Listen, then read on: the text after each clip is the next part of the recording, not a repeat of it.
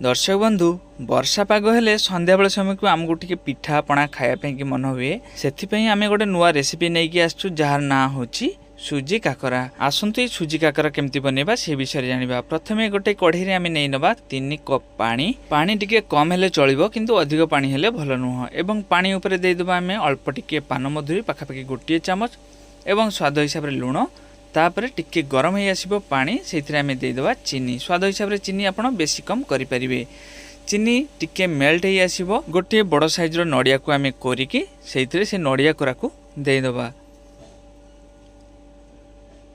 नड़िया कोरा दे सारापर आउ थे आम या भल भाव या सहित गोलीदबा और गोली सारापर या देदेबा आम सुजी। एथिरे आम 500 ग्राम पाखापाखि सुजी व्यवहार करवा किंतु सुजी व्यवहार करने पूर्व या भल भाव चालुणी रे चलैकी या व्यवहार करने पड़ो एवं अल्प अल्प देकी या चटापट करके या सहित मिसेदेवाई पड़ो नहले सुजी दाना बांधीज। दाना बांधीगले ता भितर सुखिला सुजी रही तेणु अल्प अल्प देकी या गुड़ाई पड़ो लो मीडियम फ्लेम रे की। जदि ये पानी प्रयोजन पड़े अल्प टिके पानी देवे।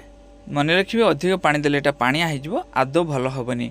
धीरे धीरे यहाँ चिटुआ हो जानी सुजी पानी पाइला मात्र फुलवा आरंभ करे तेणु पानी से हिसाब से देवे एवं सुजीर परिमाण जमती कम न हुए। कम होगले जदि पानिया हो पानिया होगले किंतु भल हेनी।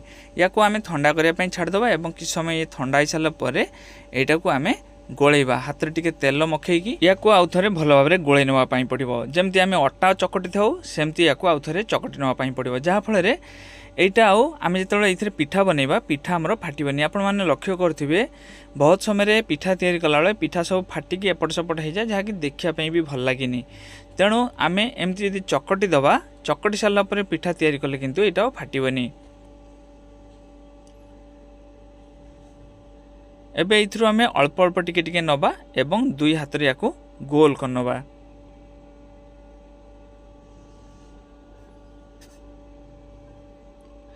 एमती गोल करके याकू टिके चेपा कर दबा। आउ एटा जेमती बेसी मोटा न रुहे। बेसी मोटा हेले किंतु भितरटा हमर कंचा रहि जिवो। तेणु याकू एमती पतला पतला करके आमे बनै नबा। जेति कि हमर खळी आमे बाहर करचू सबु जाक खड़ी रे आमे एमती छोटिया छोटिया करके काकरर साइज रे आमे पिठा बनै नबा। जेमती आमे पूरी बनाया पई कि अटार नेची बनै थाउ सेमती छोट छोट नबा एवं चेपा करके ताको गोल कर नबा। देखंतु केते सुंदर तयारी हो जाइछि।